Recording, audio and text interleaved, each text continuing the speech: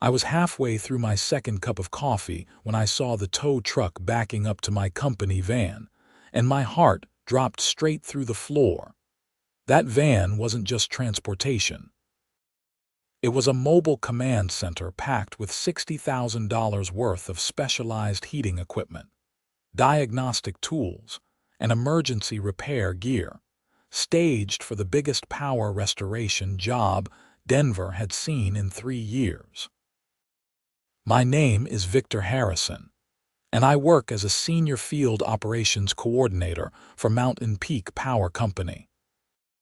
We had been preparing for weeks for this massive infrastructure overhaul in the Silverbrook Heights subdivision, which ironically was the same place where I had just bought a townhouse 6 months ago.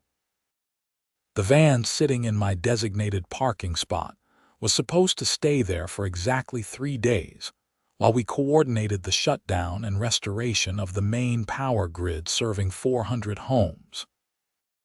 Instead, some overzealous HOA member had apparently decided it violated some obscure parking regulation I had never heard of.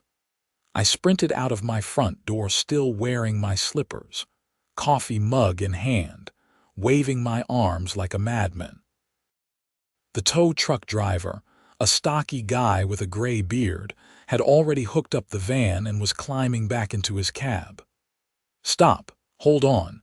You cannot tow that vehicle!" I shouted, nearly tripping over the decorative rock border that lined my walkway. The driver stuck his head out the window, looking annoyed. "Take it up with your HOA, buddy. I am just doing what I was contracted to do. That van contains critical equipment for a power company operation. You are interfering with utility work." He shrugged. "Got the authorization right here." HOA president called it in herself this morning, said it has been parked here for 2 days and violates the commercial vehicle restriction. I felt my blood pressure spike. What commercial vehicle restriction? I read through the entire covenant when I bought this place. There is nothing about work vehicles as long as they are in your assigned spot. Lady named Patricia said otherwise, real insistent about it too. He started rolling up his window. "Impound lot is on Foster Street. You can pick it up after you settle with the HOA and pay the towing and storage fees." The van lurched forward, and I watched helplessly as thousands of dollars in equipment rolled away down Maple Ridge Drive. I stood there in my driveway, still holding my coffee mug, trying to process what had just happened. My phone buzzed in my pocket. It was my supervisor, Dennis. "Victor, we need that equipment on site by 9. The crew from Western Power is arriving at 10, and we cannot do the grid transfer without the heating units. It is 28 degrees out there, and those transformers need to stay warm during the swap." I closed my eyes. We have got a problem. 20 minutes later, I was dressed and standing in front of Patricia Cunningham's door. She lived in one of the larger end units with a perfect view of the community park. Her white BMW sat in the driveway, personalized license plate reading HOA Boss in proud letters.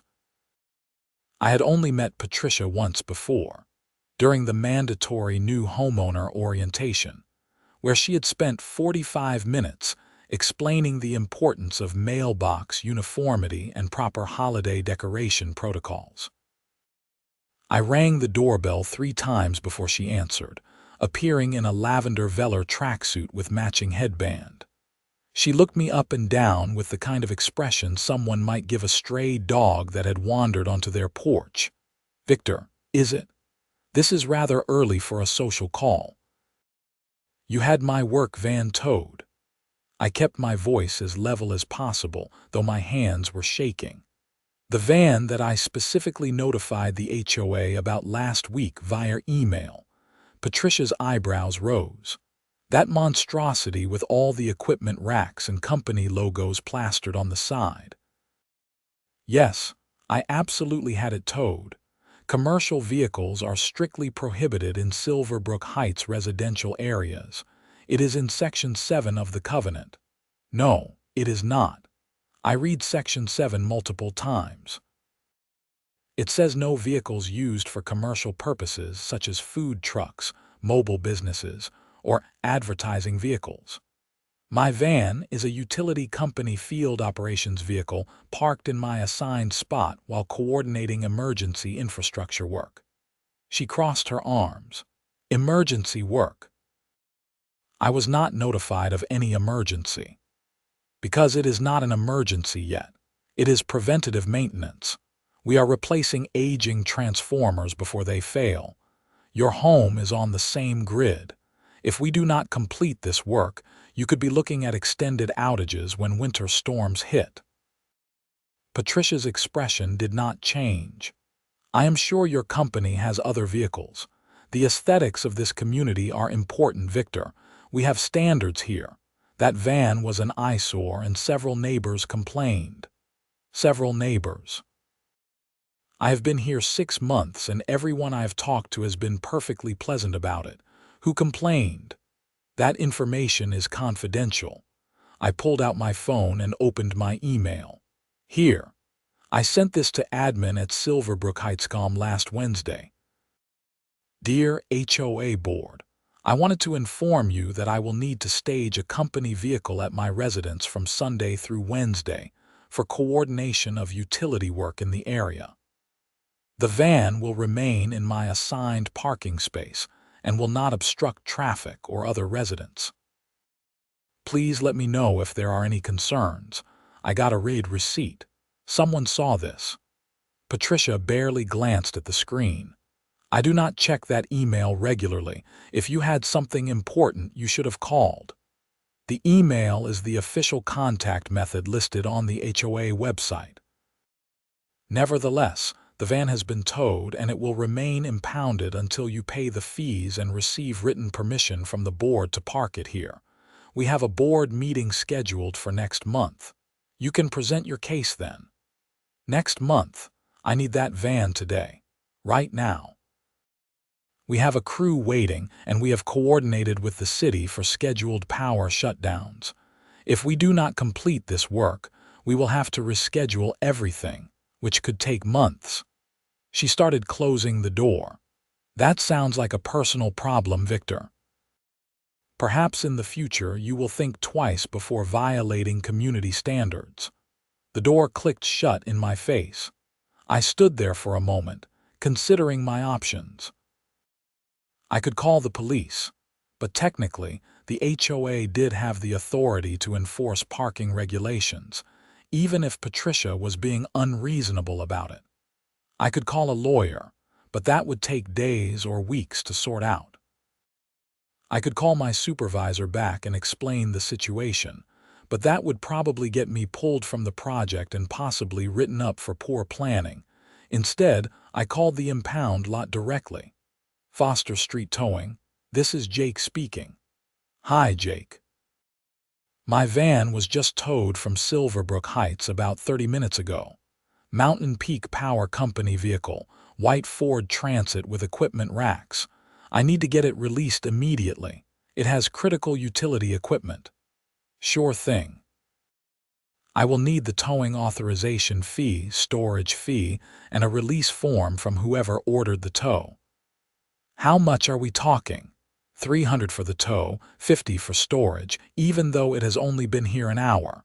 Plus you need that release form. The person who ordered the tow is refusing to provide a release form. Is there any other way I can get my vehicle? Jake sighed. Not really, man. We cannot just release vehicles without authorization. Liability issue. If the HOA ordered it towed, the HOA has to authorize the release. I thanked him and hung up, mind racing. This was insane. I called Dennis back and explained the situation. There was a long silence on the other end. You are telling me that your HOA president has effectively impounded $60,000 in power company equipment and is refusing to release it. That is exactly what I am telling you. Victor, we have contracts with the city. We have coordinated with emergency services, scheduled grid shutdowns, and brought in mutual aid crews from 3 states. If we do not have that equipment, we cannot do the job. Do you understand how much money we are talking about here? How much planning? I know, Dennis, I know. Give me 2 hours. I will figure something out. I hung up and immediately called the Mountain Peak Power Company legal department. After being transferred 3 times, I finally reached someone named Rebecca, who actually seemed to understand the situation. So an HOA president has essentially seized utility company equipment, Rebecca said slowly. That is interesting. Interesting is one word for it. I would go with catastrophic or career-ending. Legally speaking, this could be considered interference with utility operations, which is a serious matter. HOAs have authority over their communities, but that authority does not extend to disrupting essential services. Give me the address of this impound lot and the HOA president's contact information. I am going to make some calls. While Rebecca worked on the legal angle, I drove to the impound lot myself. It was a sprawling yard surrounded by chain-link fence, filled with vehicles in various states of distress. I found my van parked near the back, looking perfectly fine but completely inaccessible behind the locked gate. Jake turned out to be a friendly enough guy in his 50s who seemed sympathetic to my situation. "Look, I get it," he said, leaning against the counter in the small office. "But I have got rules I have got to follow. The HOA has an account with us, and they are very specific about the release process. Has this Patricia person used your services before?" "Oh yeah. She is one of our regular customers, calls in violations pretty frequently. Usually it is cars parked on the street overnight, boats in driveways, that kind of thing. This is the first time she has gone after what is clearly a utility vehicle, though. Does she pay for these tows herself, or does the HOA pay?" Jake shrugged. "The HOA account pays. Comes out of the association fees, I guess." That gave me an idea. If Patricia was using HOA funds to tow my vehicle without proper authorization from the full board, she might be overstepping her authority. I pulled out my copy of the Silverbrook Heights HOA covenant that I had saved on my phone and started reading through the financial sections. Section 12, subsection 4. Expenditures exceeding $500 require approval from a majority of the board members or a vote of the general membership. The tow was $300, but storage fees accumulated at $50 per day. If my van sat there for more than 4 days, it would exceed the threshold. But more importantly, I was not sure Patricia had the authority to make this call unilaterally at all. I called Rebecca back. "I have got something. The HOA covenant requires board approval for certain expenditures, and I do not think Patricia got it." "That is good, but it does not help us right now," Rebecca said. "However, I just got off the phone with the City Utilities Commission. They are very interested in this situation. Apparently, interfering with scheduled utility work is a violation of Municipal Code Section 18-23. I have also contacted the police non-emergency line to file a report about the seizure of company property. Will that actually get my van released? It is going to put pressure on everyone involved. The city does not want utility work delayed, and the police take property issues seriously. Give it another hour." That hour was the longest of my life. I sat in my car outside the impound lot, watching the clock tick toward 9. Dennis called twice for updates, each time sounding more stressed. At 8:45, my phone rang from an unknown number. "Is this Victor Harrison?" A woman's voice, older and much calmer than Patricia. "Yes, this is Victor. My name is Margaret Chen. I am the vice president of the Silverbrook Heights HOA board. I just received a very concerning call from the Denver Utilities Commission about a vehicle towing. Can you explain what is going on?" I went through the whole story again, trying to keep the frustration out of my voice. Margaret listened without interrupting. "I see," she said when I finished. "I was not consulted about this towing, and neither was the rest of the board. Patricia has been taking certain liberties with her authority lately. Several of us have been concerned about her decision-making. This might be the final straw. I am authorizing the release of your vehicle immediately. I will call the impound lot myself. Please send me a copy of that email you sent to the HOA address. I want documentation of everything." "Thank you, Margaret. Seriously, thank you. Do not thank me yet. We have got some house cleaning to do in this HOA, and it is not going to be pretty." 15 minutes later, Jake appeared at the gate and unlocked it. "You are good to go. Margaret Chen just called and gave me an earful. Your van is released, no fees." I could have kissed him. Instead, I just shook his hand and climbed into the van, firing up the engine. It was 9:15 when I arrived at the staging area where the crew was waiting. Dennis was pacing back and forth, phone pressed to his ear, looking like he had aged 5 years. "Equipment is here." I shouted, jumping out of the van. Dennis's shoulders sagged with relief. "Thank God. The Western Power crew is already setting up. We are behind schedule, but we can make it work. What happened? Long story. I will fill you out later. Let's get this job done."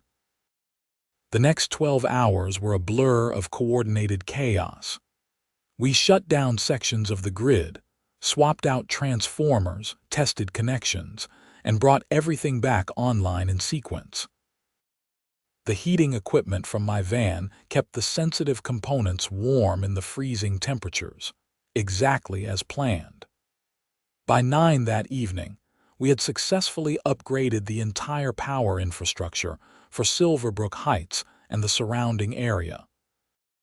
400 homes now had more reliable power, newer equipment, and better capacity for future growth. I drove home exhausted but satisfied, parking my van in the exact same spot where it had been towed from that morning. If Patricia wanted to come after me again, she was welcome to try. The next morning, I woke up to an email from Margaret Chen requesting my presence at an emergency HOA board meeting that evening. Attendance was optional, but recommended. I showed up at 7, still in my work clothes, and found the community clubhouse packed with residents. Patricia sat at the front table, looking furious and cornered. 4 other board members flanked her, and Margaret stood at a podium. "Thank you all for coming on short notice," Margaret began. "We are here to address serious concerns about HOA governance and the unauthorized actions of our president, Patricia Cunningham." The meeting lasted 2 hours. It turned out that Patricia had been making unilateral decisions for months, using HOA funds without approval, and harassing residents over minor perceived violations. My van incident was just the latest and most visible example. Multiple homeowners stood up to share their stories. One guy had been fined $300 for having his garage door open during daylight hours, which was not even a real rule. A woman had been threatened with legal action because her garden gnome was 2 inches taller than the decorative item height limit that Patricia had apparently invented. By the end of the meeting, Patricia had been voted out of her position by a unanimous board decision, pending a full membership vote the following month. Margaret took over as interim president. Patricia stormed out without saying a word, her face bright red. Margaret pulled me aside afterward. "I want to apologize on behalf of the board. What happened to you was unacceptable. We are going to revise our parking policies to make clear exceptions for utility work and emergency services. We will also be implementing better oversight of board decisions." "I appreciate that, Margaret. Honestly, I am just glad we got the power work done. That was the real priority. Still, you should not have had to deal with that stress. Patricia let the position go to her head. Some people see an HOA presidency as a way to control their neighbors rather than serve the community. Over the next few weeks, things settled down. Patricia moved out of Silverbrook Heights entirely, selling her townhouse and relocating to who knows where. Margaret turned out to be a reasonable and effective leader who actually communicated with residents before making decisions. The board implemented new policies requiring consultation and approval for any enforcement actions that could impact residents' livelihoods or involve amounts over $100. I continued working for Mountain Peak Power Company, and my van became a familiar sight in the neighborhood during various maintenance operations. Nobody ever complained again. In fact, several neighbors would wave or stop to chat when they saw me, curious about what project we were working on. About 2 months after the initial incident, I received a formal letter from the city of Denver commending Mountain Peak Power Company for our successful infrastructure upgrade in the Silverbrook Heights area. The project had gone so smoothly, despite the morning delay, that we had been selected to bid on similar projects across the metro area. Dennis personally thanked me for my handling of the HOA situation and gave me a bonus, but the story was not quite over.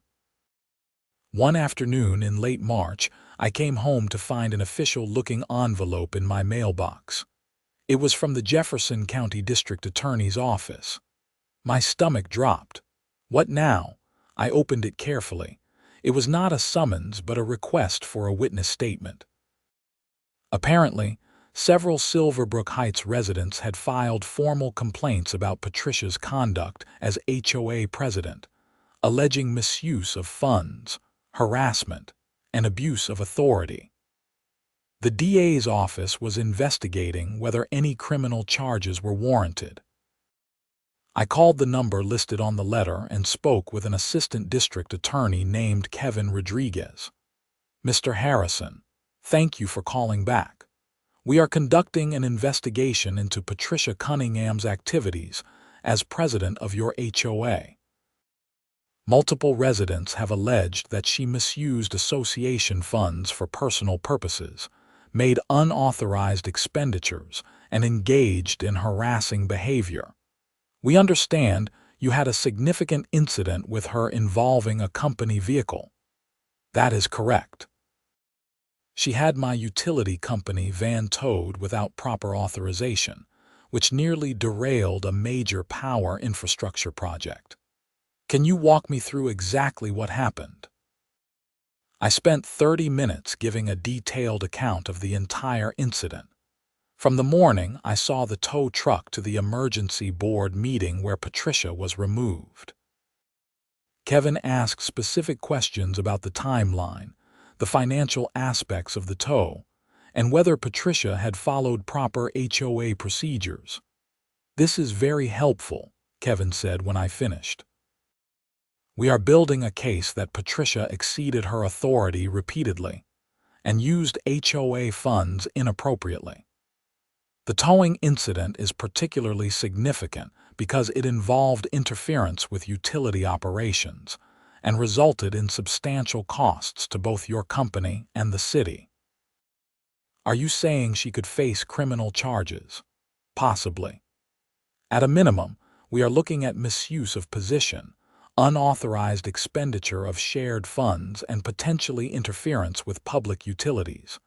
The more serious charges would depend on what else we find during the investigation.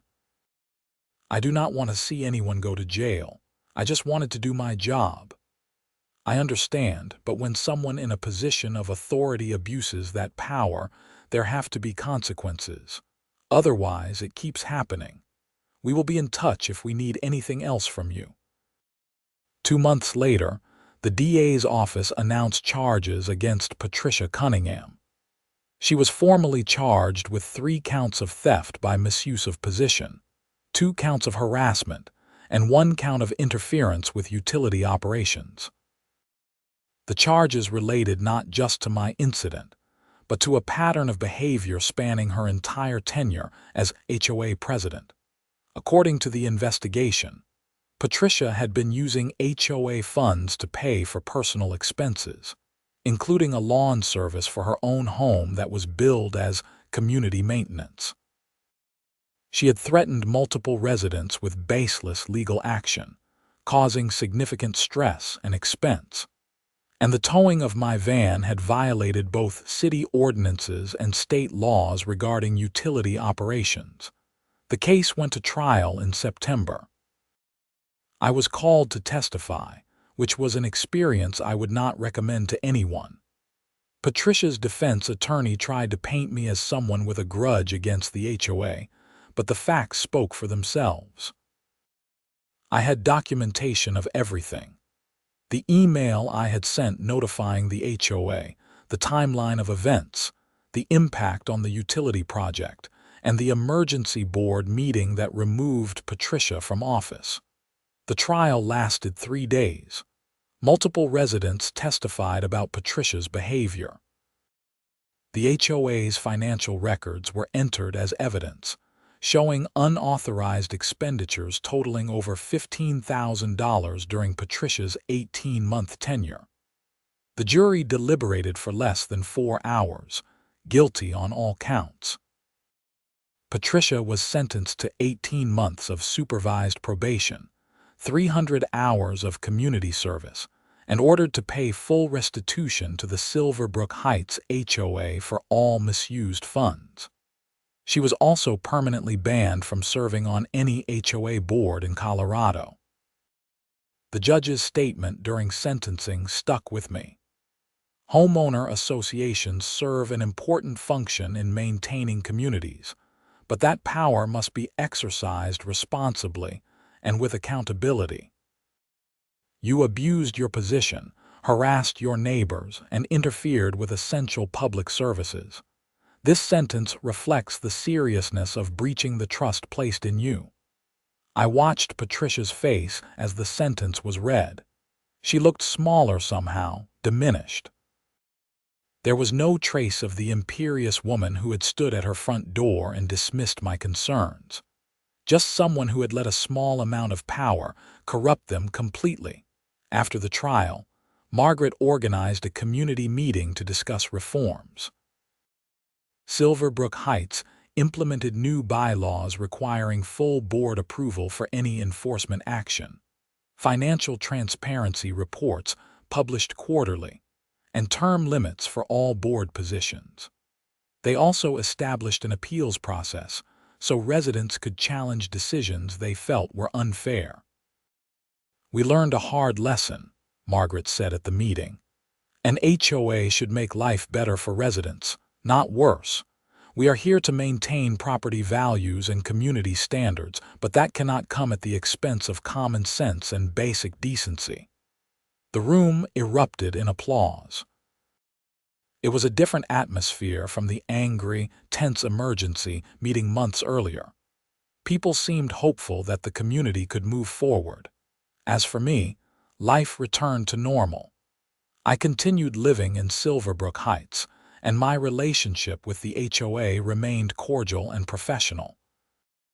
Whenever I needed to stage equipment for utility work, I sent a quick email to Margaret, and she always responded promptly with approval. The process took about 5 minutes, instead of turning into a multi-day legal nightmare. I did learn some valuable lessons from the whole experience, though. First, documentation is everything. If I had not saved that email confirmation showing I notified the HOA in advance, my case would have been much weaker.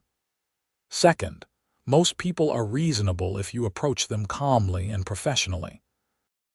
Margaret and the other board members were mortified by Patricia's actions and worked quickly to fix the situation once they knew about it. Third, standing up to unreasonable authority matters. If I had just accepted the tow and paid the fees without pushing back, Patricia would have continued abusing her position unchecked. The story made local news, which was embarrassing but also satisfying in a strange way. Several news outlets ran pieces about HOA overreach and the importance of accountability in community governance. I did one interview with a local TV station where I emphasized that HOAs serve important purposes but need proper oversight. The problem is not the concept of an HOA, I said on camera. The problem is when one person gets too much power and forgets they are supposed to serve the community, not rule it. We need HOAs, but we also need checks and balances. That quote got picked up and repeated in several articles about HOA reform. Apparently, I was not the only person in America who had dealt with nightmare HOA situations. My inbox filled with messages from people across the country sharing their own horror stories. Some were almost comical, like the guy whose HOA tried to ban him from parking his Prius because it was too environmentally preaky. Others were genuinely disturbing, like the elderly woman who was fined thousands of dollars because her lawn turned brown during a drought and mandatory water restrictions. I could not respond to everyone, but I tried to offer advice where I could. The consistent theme in my responses was always the same. Document everything, know your rights, and do not be afraid to push back against unreasonable demands. Work at Mountain Peak Power Company continued to go well.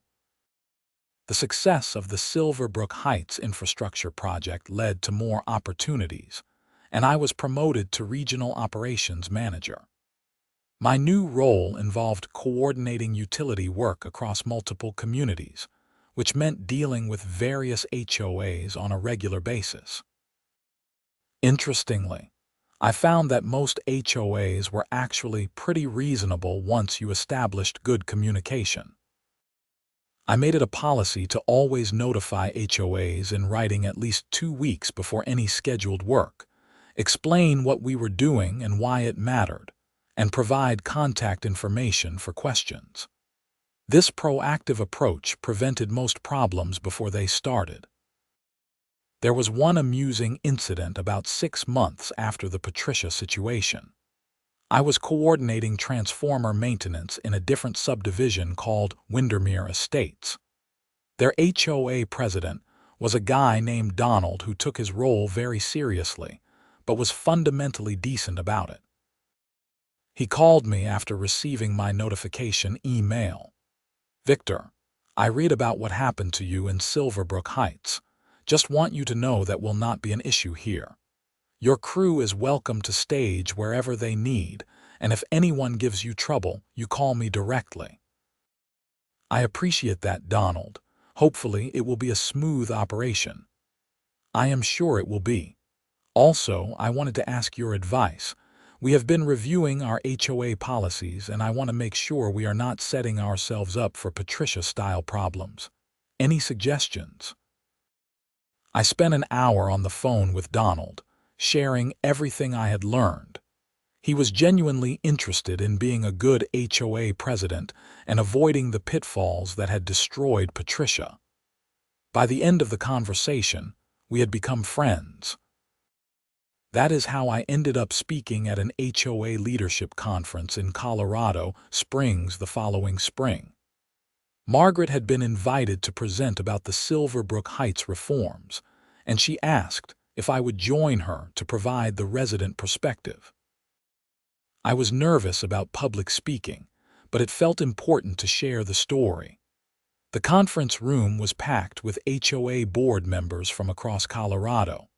Margaret and I presented for 45 minutes, walking through the entire timeline of events and the reforms that followed. The audience was engaged and asked thoughtful questions.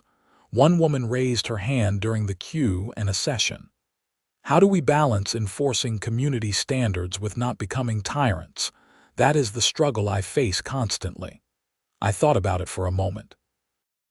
I think it comes down to asking yourself why a rule exists and whether enforcing it actually benefits the community. In my case, Patricia was so focused on her interpretation of community standards that she lost sight of the bigger picture. A utility van in my driveway for 3 days was not going to hurt property values, but interfering with power infrastructure work could have caused real problems for everyone. Common sense has to play a role. Margaret added, "We also implemented a rule at Silverbrook Heights that before taking any enforcement action, board members have to ask themselves, would I want this done to me? That simple empathy check prevents a lot of overreach." The presentation was well received, and several HOAs reached out afterward to learn more about implementing similar reforms. It felt good to turn a frustrating experience into something constructive. Life moved forward. I continued living in Silverbrook Heights, and the community genuinely improved under new leadership. Property values went up, not because of stricter enforcement, but because people actually wanted to live there. The clubhouse started hosting regular social events. The neighborhood felt friendlier and more connected. I even ended up dating someone I met at one of those community events. Her name was Laura Wilson, and she lived 3 streets over. She had moved to Silverbrook Heights after Patricia left and heard the story from neighbors. When we were introduced at a summer barbecue, her first words to me were, "So you are the guy who took down the tyrant HOA president. That is pretty impressive." We laughed about it, but Laura understood the stress it had caused. She worked in property management and had her own HOA horror stories. We bonded over shared experiences of dealing with unreasonable people in positions of minor authority. A year after the initial incident, Margaret organized a 1-year anniversary celebration of the new Silverbrook Heights. It was cheesy, but also kind of sweet. We gathered in the community park, and Margaret gave a speech about how far the community had come. A year ago, we were dealing with division, distrust, and a leadership structure that had lost its way. Today, we have transparency, accountability, and a true sense of community. We learned that an HOA is only as good as the people running it and the values they uphold. Thank you all for being part of this transformation. People clapped, and someone started grilling burgers. Kids ran around the playground. It was a normal, pleasant community gathering. The kind of thing an HOA should facilitate, not prevent. I stood there with Laura, watching the scene, and felt genuinely content. The van towing incident had been incredibly stressful at the time, but it had led to real positive change. Patricia was gone. The HOA was functioning properly, and the community was better for it. Dennis, my supervisor, had also come to the celebration at my invitation.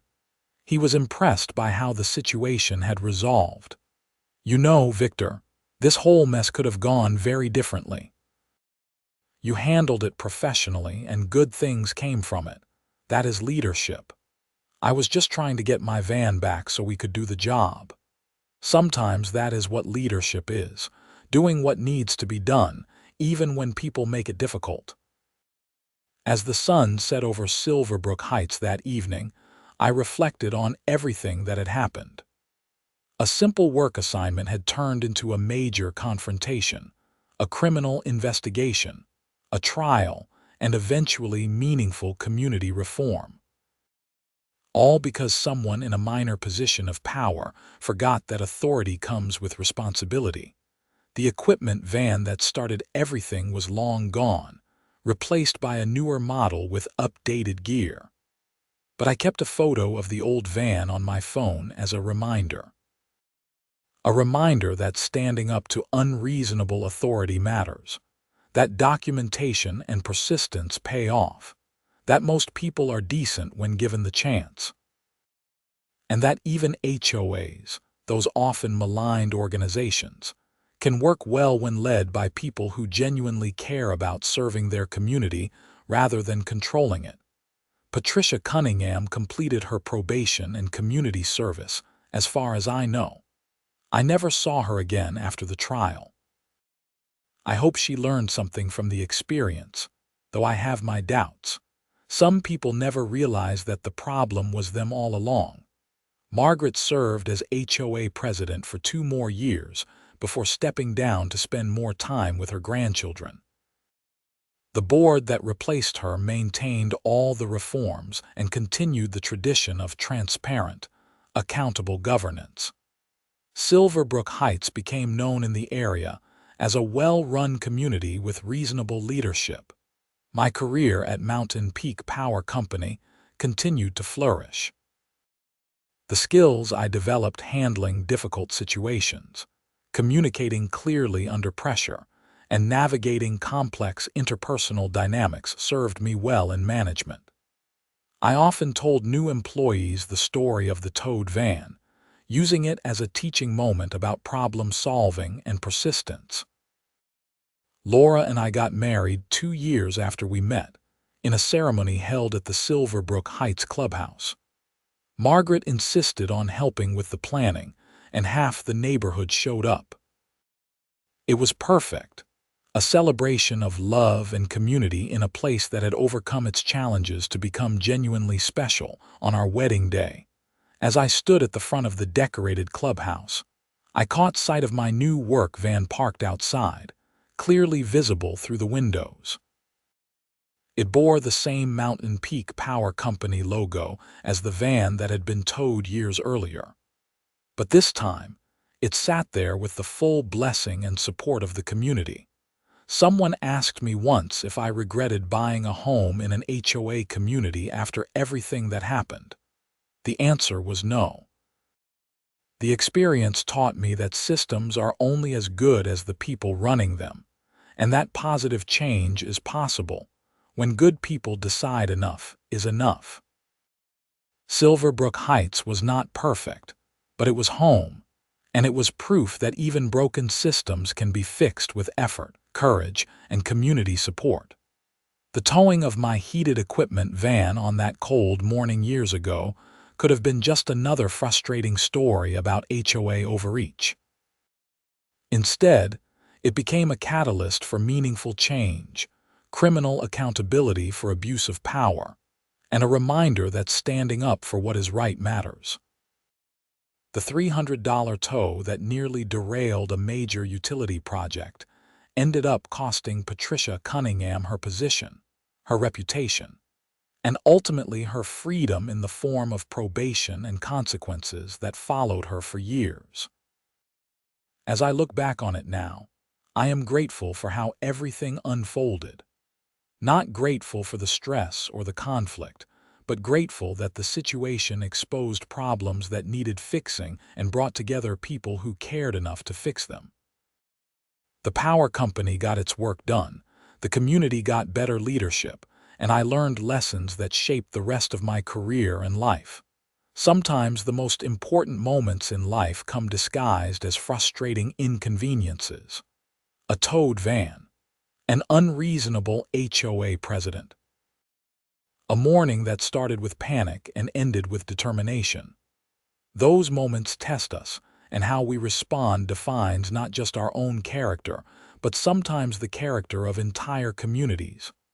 I responded with documentation, persistence, and a refusal to accept injustice.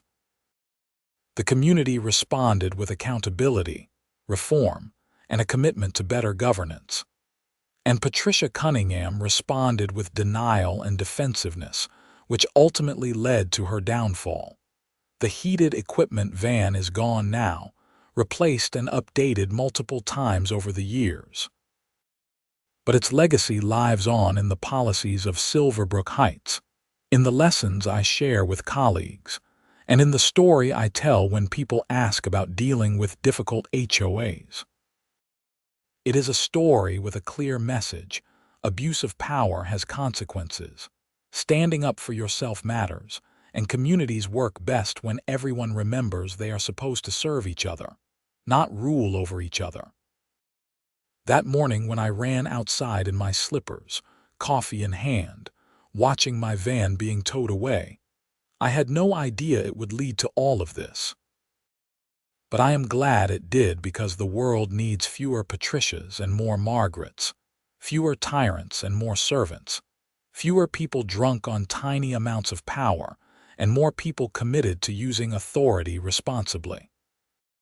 Silverbrook Heights learned that lesson the hard way, but they learned it well, and the community is better for it.